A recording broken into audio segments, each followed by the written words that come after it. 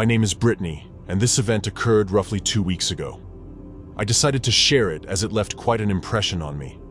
I'm currently 17 years old, standing at 5 feet 6 inches tall, and was a junior in high school at the time of the incident. Recently, I started working out at my local LA Fitness with the aim of improving my physical shape. Due to my insecurities about my body, I believed that working out would not only benefit me physically but also emotionally. I will spare you from unnecessary details and proceed straight to the main point.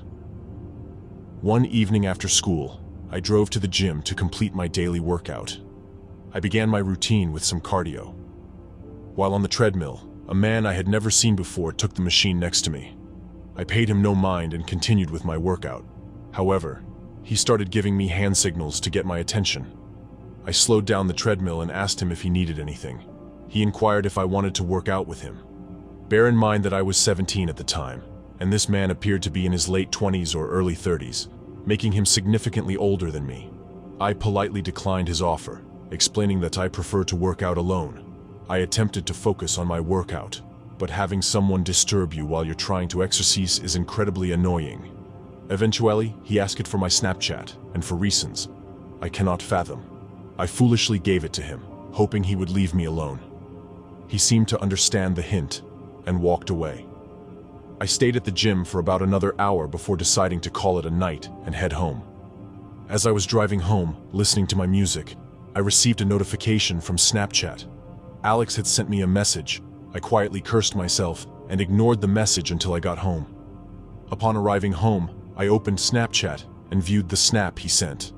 It was a picture of him in a dark room with a caption that read, "Hello" with 2 O's. I took one look and ignored the snap. However, less than a minute later he snapped me again, asking why I didn't answer. At that moment, I knew this man was trouble, so I blocked him, believing that was the end of the matter. A few hours later, my family and I had dinner, and I soon went to bed in my room upstairs. Those who have been in high school can likely understand the stress I was experiencing. I lay down on my bed for a good hour or so before waking up to the sound of something hitting my window. I looked up and saw a huge crack in my window, but I didn't see anyone outside. It was hurricane season, and the winds were strong that night, so I assumed it was probably a rock carried by the wind. However, I made a shocking discovery the next morning. As I woke up half asleep, I checked my phone and saw over 20 Instagram DMs from Alex. They were filled with unnecessary questions and statements, ranging from, "Hi, how are you?" to, "Why did you block me?" I have no idea how he got my Instagram, but the most disturbing message was the last one, which read, "I'm sorry I broke your window. I didn't mean to wake you." That message still haunts me, and it's also the reason I will never use Snapchat again. Previously worked as a third-party contractor in the convention area of the Swan and Dolphin Resort Hotel. Sometimes we would have to be there at really early hours of the day, mainly to get things ready for upcoming conventions or events. Hosting large events was a nightmare, and as the coordinator of a convention center, I had to plan everything out. One day, I arrived earlier than usual before the union laborers to get a head start on the day. I'd also like to mention that I had used a few dating apps at the time, such as Tinder, Grindr, OkCupid, and so on. The reason for this was that I had just gotten out of a 2-year-long relationship with my ex-boyfriend and was trying to move past it. Long story short, he was basically a walking red flag with a toxic atmosphere. Those who have been in relationships like that will probably relate to what I'm saying. Anyway, I was in my office planning on what day to host some meeting with my team when I got a notification from OkCupid. It was a man who I had never seen before, who appeared to be in his late 20s. The message goes as follows. "Hey, I'm new to this. I saw your profile and thought you looked cute. Do you want to grab lunch?" I politely texted back and told him that I was busy and that I'd be willing to possibly chat later. Fortunately, he agreed to that, and I hadn't heard from him until the end of the day when he had messaged me again. Around this time, I had just been getting ready to leave work, and we started chatting back and forth. I told him about my life, where I worked, and what I did. I really wish I didn't tell him any of that. One day, I was at work doing my usual routine of signing papers when I got a message from him asking if I wanted to talk. I politely told him no and that I was at work, but that I'd be interested in possibly chatting later. However, he disregarded my response this time and said that I looked good in my office. It took me a good minute, but I eventually realized that he was talking about the current woman. He then sends a picture of me and my office on my phone. The photo appeared to have been taken on the right side of the convention area. However, the area I was in was huge and empty, with not a single soul in sight. Mind you, this was about 7 in the morning, and I was the only one inside the building with access to it. I took a look around the room, and that's when I saw a door was slightly open from the back. I couldn't see who or what was in there, as it was pitch black, but I knew whoever was messaging me had to be in there. Before I started panicking while knowing I was being watched, I stayed calm and walked outside. That's when I picked up my phone to call the police and explain everything. I gave them my location, and they advised that I lock the doors in the area until they arrived. That's exactly what I did. I mean, obviously, I wasn't going to go lock all the doors in the building as it was simply way too big. Thankfully, the police in my city actually took their job seriously and arrived within minutes. One officer asked me a few questions while the other two entered the building. To their surprise, however, they didn't end up finding anyone, even after tossing the place.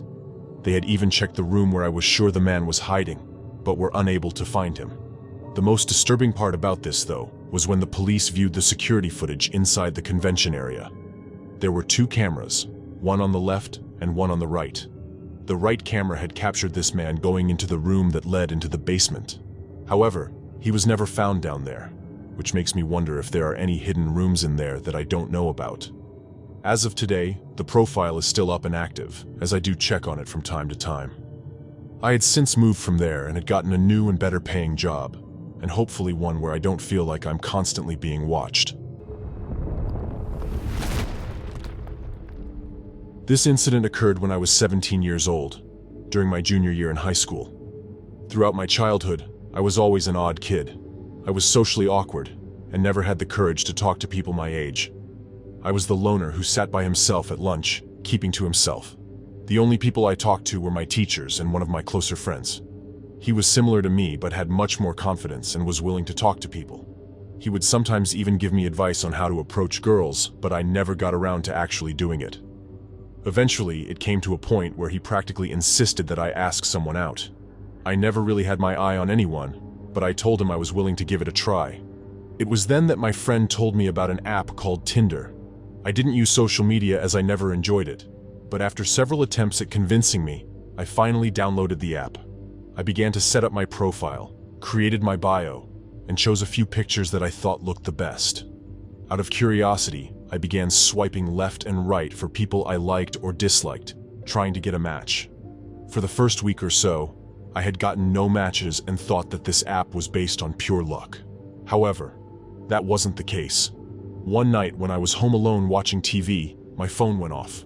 I looked at it and saw a Tinder notification saying that I had found a match. I opened the app to find that I had matched with a really cute girl who didn't live too far away. She claimed to be just a little older than me, had several photos, and while she wasn't a 10 out of 10, she wasn't ugly. We didn't go to the same school, but we did live in the same county, which in my book was a plus. Her name was Denise and we hit it off well. We started talking about ourselves and I told her about my life and interests. Funny enough, we kind of both had the same type of lives. We had a few insecurities and were oftentimes shy around others. At one point, she asked what I was currently doing, to which I replied with watching Halloween Kills. By some coincidence, she told me that she was doing the same thing and that we should watch it together. After all, this was around Halloween, so I guess it was common for people to watch this. I was hesitant at first, but then remembered what my friend said about getting a girlfriend. In the end, I agreed, and she shot me her address and told me to let her know when I was there. It was only about a 10-minute drive, which was manageable, and seeing as it was a Friday, I decided to go. I plugged the address into my GPS and started driving to her house. My GPS took me to the more rural side of town, where you'd commonly see rundown houses and things like that. As I pulled up, I instantly noticed the red flags. All of the lights were off, and there wasn't a car parked in the driveway. This made me believe that she wasn't home, and I then texted her to ask where she was. Not even a minute later, she texted back saying that she was inside and to come through the garage door. For clarification, I'm not talking about one of those big garage doors, just an individual door that leads to it. The way her house was set up was that the door that leads to the garage was on the right-hand side. However, in order to get to the door, you have to unlock the fence to get inside. At this point, something in my gut told me that the whole situation seemed off and that I should just leave. In retrospect, that's what I should have done. I approached the gate and opened it, seeing that the doors of the garage had been slightly opened. Above this door was an orangish light that kept buzzing when it was turned on. I then yelled out for Denise's name, only to get a response back. However, there was something noticeably off about this response. Her voice didn't sound natural. It didn't sound like the voice of a woman, but rather someone trying to mimic it. Not wanting to pry and too tired to care, I approached the door slowly until coming to a complete stop. It was then when I could very faintly see the face of a man peeking out from behind the door. He had a salt and pepper beard, and his hair was a mess. He was still trying to clearly sound like a woman, and kept persuading me to come inside so that we could meet. I then said, "I'll come in a second, so hold on." Obviously freaked out, I made something up and pretended I was on a phone call. "Hey Ma, what's wrong? She's on the floor unconscious. I'll be over there in a second." I told Denise that I had to leave and that something came up. I quickly got into my car and drove away, feeling both relieved and disturbed by the whole experience. To this day, I'm still unsure of what his intentions were. Was he going to rob me, assault me, or do something much worse?